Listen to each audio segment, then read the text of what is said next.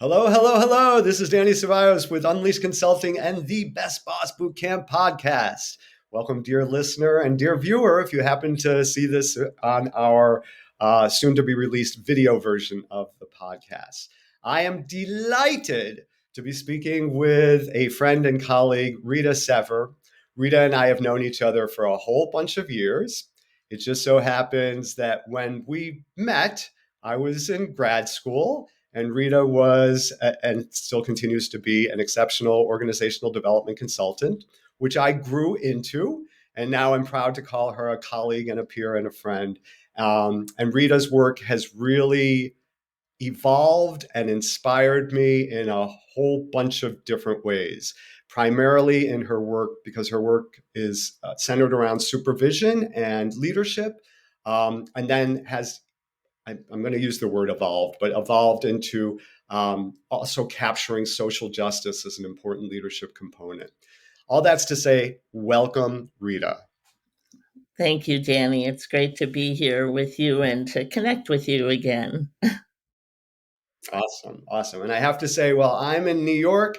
Rita is in one of my favorite places in the world, which is Sonoma County in California, where I was lucky enough to live for a few years and to go to grad school at Sonoma State University. Also, is that your alma mater too? Did you go to Sonoma State, No, Rita? I No. didn't. I went Okay. to JFK.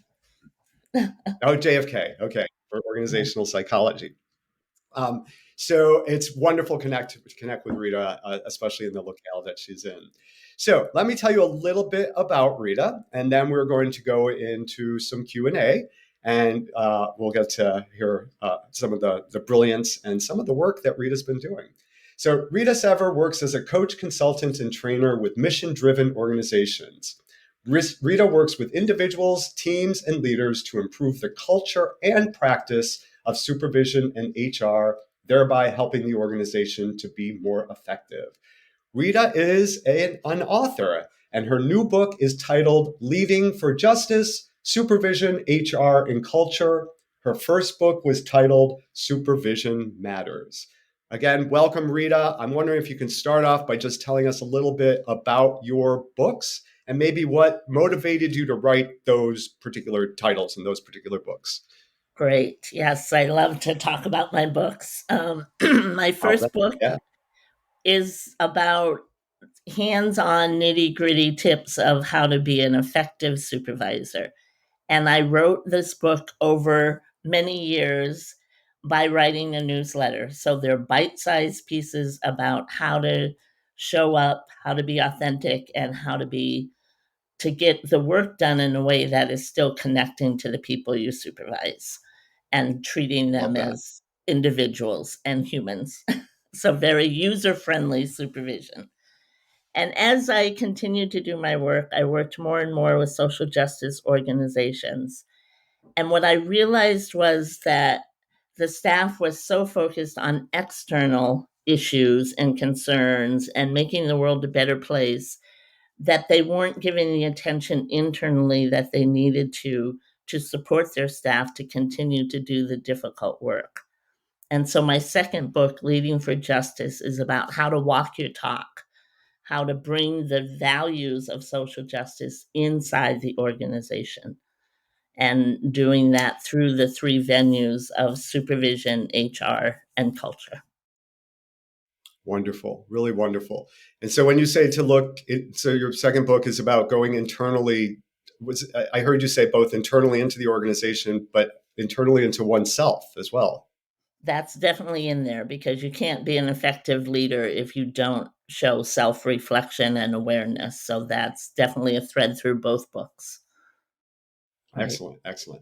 I'm glad to hear and I knew this, we're completely on the same page about the importance of leading oneself before you can lead others, right? Absolutely. And if you're not willing to have the well-examined life, then you're not going to do the best job that you can as a manager and a leader. Exactly. I'm also struck by something that I read in one of the pieces of information that you sent me that you, at least for the first book, but I think it's so important kind of going into the second book as well, that a lot of this came from a place of not feeling seen or heard as an individual. Yes. And I'm wondering, could you talk a little bit about that? Because that feels really Absolutely. important. Yeah, I've come to realize that so much of my work and life focus goes back to, as it does for all of us, back to growing up. I was the youngest of 6 children, and so I never felt seen or heard. I'm sure probably none of us did. And I realized that that was so important and such an um, important value for individuals and for organizations, that that became a focus of my work. That's how I ended up working in and with nonprofits, because I wanted to help make the world better, make people feel seen, make the world more, level the playing field a little, because I learned as I grew up that being seen wasn't just about individuals, that there was a whole systemic issue about people who weren't being seen and included. And so working in nonprofits, and then my focus became how do we support people to do the hard work? I started Yeah. working Yeah. in nonprofits at the height of the AIDS epidemic, and that's when I took on the role of HR. And because I came to it organically that way, my focus was always on how do we support people? And that became my focus through my career in HR and through my consulting business. Wow. Awesome. Yeah. I love that. Yeah, more important now than ever for to focus on the individual being seen, valued, heard, feeling safe, psychological safety, all of that. I'm Right, really struck by how your path took you through HR. And I think there's a lot of misunderstanding, undervaluing, overvaluing HR, especially as yeah, it relates to all the things that you just talked about, which is to be seen, valued, heard. And I don't know how you do it. I'm hoping you can help me understand it. How you balance, especially from the HR perspective, and all my listeners in one capacity or another are HR managers. Maybe not formally, but in a lot of ways. So how do you balance the needs of the many or the organization with the needs of the individual? Maybe balance isn't even the right word, but how do you right. navigate that? Yes. And that is a critical question for sure, because of course HR has to consider and monitor compliance. That's sort of the bottom line of HR, official HR, and managers too, for that matter. But I believe the Exactly. best way, excuse me, the best way to do that is to work with staff so that they feel engaged and Hmm. content, satisfied, happy, committed to their work. And so the work of being good supervisors, managers, and HR practitioners is about keeping people engaged and connected, which goes back again to being seen and heard. And when people are seen and heard, they're much less likely to get into liability and compliance areas or danger areas. And so it starts there with the focus on the people, balanced with the focus on the mission, because I've certainly worked with organizations where the balance is the other way. Where I remember Mm-hmm. one time I got a call from somebody saying, we have an employee who's been out on leave for about 2 years, and I think it's time that we cut the cord. And I said, have you been paying them? Oh, yeah. And they haven't been working for 2 years. And in one way, that's so compassionate and wonderful.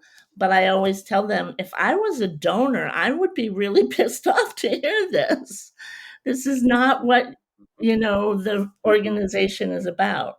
So to get back to your question, I think the key touchstone is, how is whatever's happening impacting the work? When the Mm-hmm. question is this impacting the work, and is the work suffering in terms of not like pushing out work and being so efficient? That's not the question, but is the mission impacted? And if it is, then there needs to be action taken. And that's where I love, HR and managers can have a big impact of holding the personal and the mission driven work. I love this. I love this. Yeah, there's. Yeah, I just love this. I think that's so, there's this question in my head that I'm trying to decide whether we can talk about it or not. And I know this is a little bit different from what we talked about, but the idea of effectiveness and authenticity coming together, I think is such a tricky combo sometimes. And and I'm wondering how you'd feel. When I work with clients, I lean into the effectiveness. What do you really want? What's most important here? And I think, as you said, to frame it as what's most important is to meet the mission, right? Mm-hmm. Or to meet the business objective. And we want one's authenticity and being seen, valued, heard, and feel safe to fit into that, right? That's the best. That's the best. That's Right. the magic when that happens. And if it doesn't, well, if it doesn't, then what? Maybe that's what I want to ask you. Does that make sense? I Yeah. think What happens so. when authentic? It's something I've So, been thinking about for a while now. So I'm curious right. what you have to say. So I think the bottom line is that if you don't have an authentic presence and an authentic community at work, then the work is going to suffer and the individuals are going to Yeah. suffer because there is not going to be joy in the work. And there can be joy and conflict and struggle and messiness.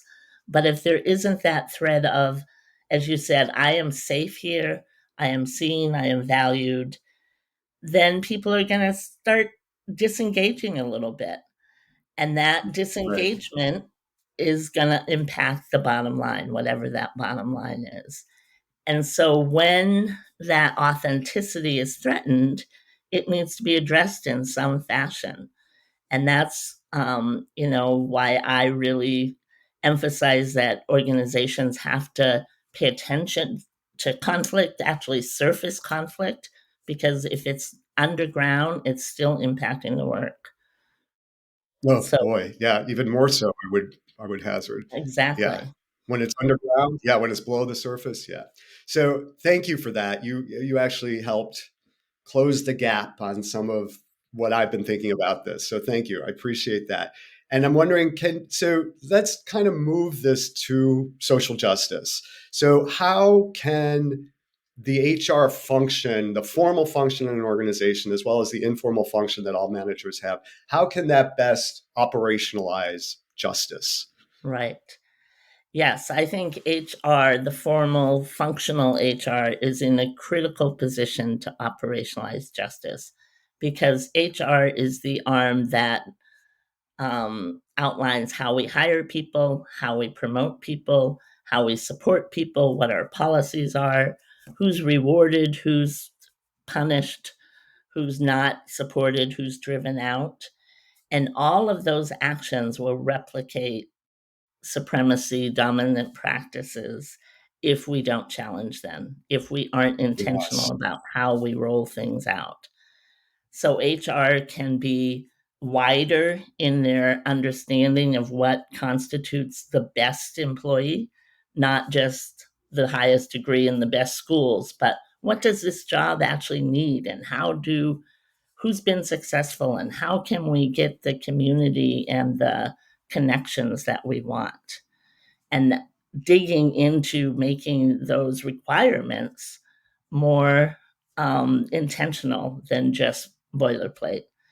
And the same with how can we support staff, especially when we're starting to build diverse staff or diversity within our staffing.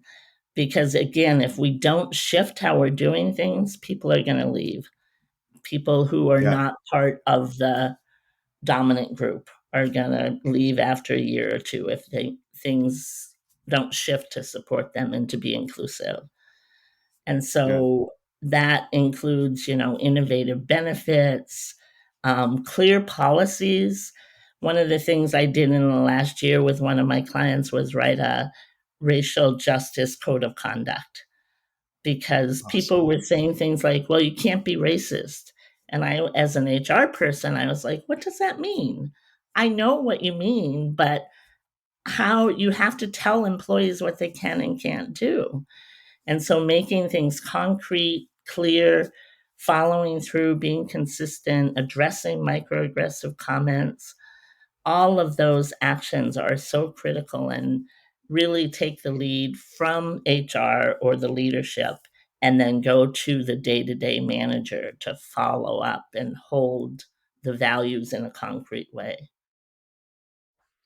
And I believe that those managers that are supporting those policies in that direction that you just described so well, I mean, everything you said, I could replace managers with. It's not just, right? I mean, I get it. The HR function kind of sets the doorway, but managers, first of all, they have, in most organizations, have some say in who's coming in and how they're hired. So for managers to be clear on the mission, on the value, on everything you just said, right? On looking for and being clear, because I think that oftentimes the mistake is not only when we don't do this well, people leave, but we bring in the wrong people, and it's a lose Absolutely. lose. Right. Yeah, I mean it's tragic, right? Yes, Yeah, it is. And you're absolutely right that, in fact, the managers can be the ones who start that shift. They can start with the day-to-day, I have a job, here's my hiring criteria. And then HR will most likely support it. And they'll start going, hey, that worked really well. Let's look at what they nice. did there. So it really can Yeah, be both a cooperative venture, but it can be driven by the managers. yeah, yeah. You know, I often say that, wake up, people. It's not your executive function that is leading your organizations. It's your middle managers. It's Mm-hmm. lightning in a bottle. There is so much to work with and empowering. So just kind of vibing off of what you just said, if we empower managers and structures that support managers to have this insight and to be able to help HR help Right. them, then Yes. it's right. So there's a lot of power in that core of an organization and that middle management function. Absolutely. And I will just say the other way that is more formalized generally is through the areas of compensation, raises, Yeah, turning that upside down and really being walking. That's an area where you clearly can walk your talk of how you interesting. pay people and how you reward people. And again, the benefits when you write a policy that can redefine what family means so that people can self-select their family. That goes a long way to telling people you are valued. We want you here. Interesting. Things like Yeah. that. Can you I love that. I love that. And I know that some of our listeners, viewers are in the formal HR function. A lot of folks are not. Can you talk about some of the ways that managers can walk the talk of social justice and the work that they do? Yes. Managers and supervisors. Right. I think one of the biggest things, it sounds so simple, but it is so profound, is listen. Listen intently, listen deeply. So that means that you're open to feedback, first of all, that you're open to discontent, that you're open to hearing somebody say, that didn't land well with me. And instead of saying, what do you mean? I didn't mean anything by it. How did it land for you? I think that's one of the really concrete ways that managers can be, as I describe it, user friendly, but also extend equity and be open to hearing about their own baggage, their own issues, and showing up in a better way. So that's the first thing. The other thing is looking at, who do you mentor? Who do you support? Are you looking beyond just who you're most comfortable with and saying, how can I extend my influence and how can I support people who have not been supported? And that can go a long way. Um, Hmm. Hmm. and And I think the other way is the other side of listening is asking questions, doing your own mini staff survey if your organization doesn't, and using your one on one meetings with your staff, which I'm sure you support also. That's a running record for me, using those meetings to be open-ended about, how are you doing and what's happening. So again, that listening is just a critical part. But I'm trying to think of um, another very concrete way is what we talked about in terms of hiring. Um, I think I'll pause there and I may come back to that question because I think I have more ideas. Okay, so you dropped the big E word in the last comments that you had, equity. I'm wondering, can we talk a little bit more about equity? One of the things I wanted to ask you about was how do hard conversations and conflict resolution fit into and support justice and equity? And anything else that you want to tell us about what equity can, maybe slash should look like in an organization, what we can aspire to, what managers can do to continue to support equity. I think a lot of people are confused about what equity even means, quite frankly. Right. A Yes. lot. And I think, right. I think that sometimes the terminology or the words can make us feel like, oh, I'm afraid to do anything or say anything. Because for me, who am I as a white, straight person to be talking about equity? And yet, as my identity has been the source of so much of the problems, it's important that I pay attention to this. Mm-hmm. And so Mm-hmm. for me, thinking about equity in terms of belonging, how can I help staff to feel like they truly belong? So we're back to the authenticity component of management and HR. How can I make sure not only that my door is open and we bring people in, but they feel truly welcomed, supported, and safe? And part of the safety is being able to say, this isn't worked, or that was racist, or that was really stereotypical, the comment you just made. So staff have to be ready to hear those comments and not just be reactive, but to hear them and trust the person is speaking their truth, and then figure out where do we go from here. And sometimes that feels like conflict. Often it feels like conflict. And conflict is not a bad thing. It's how differences get worked out. And so we shouldn't be surprised that when we're trying to build equity and diversity in our workplaces, that sometimes there's conflict. That's not at all surprising. But giving people Mm-hmm. the skills to work through those conflicts, those bumps in the road can make all the difference. Yeah. And that's where we come in, right? So sometimes it's really hard to solve these problems internally in an organization because the skills maybe don't exist or they're not nurtured for conflict management, for having those hard conversations. So I'm just going to be a little self-serving that, both Rita and I do this kind of work, right? So, but dear listener, to think about bringing in help, whether it's Rita or I, or it's somebody else, but we often need help in this vast, I want to say new territory. It's not new, but maybe it's just more brighter than it ever has. But this territory around social justice, equity, anti-racism, Me Too. I mean, the landscape is asking us to rise to the challenge of managers and leaders of being able to manage and cultivate, as you said, and encourage conflict. It's the appropriate kind of conflict. Right. Maybe not encourage conflict, but to recognize it, that it can be a source of information, inspiration, creativity, a whole bunch of things.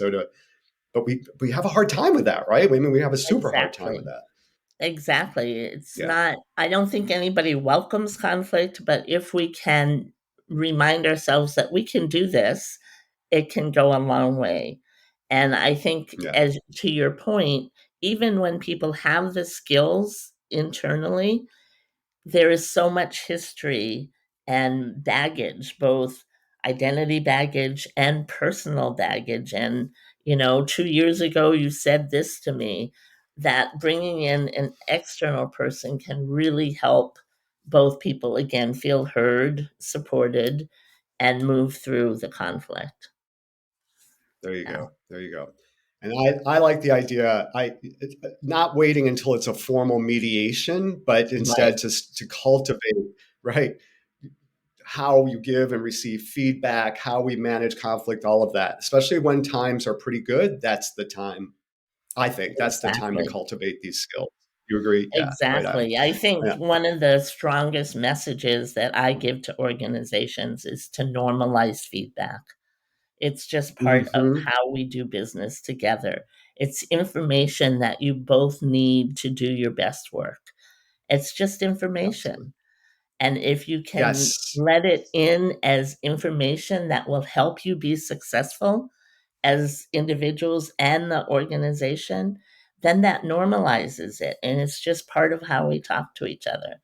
It doesn't always feel great, but if you remember it's for a good purpose and trust each other, you can get through it. Yeah.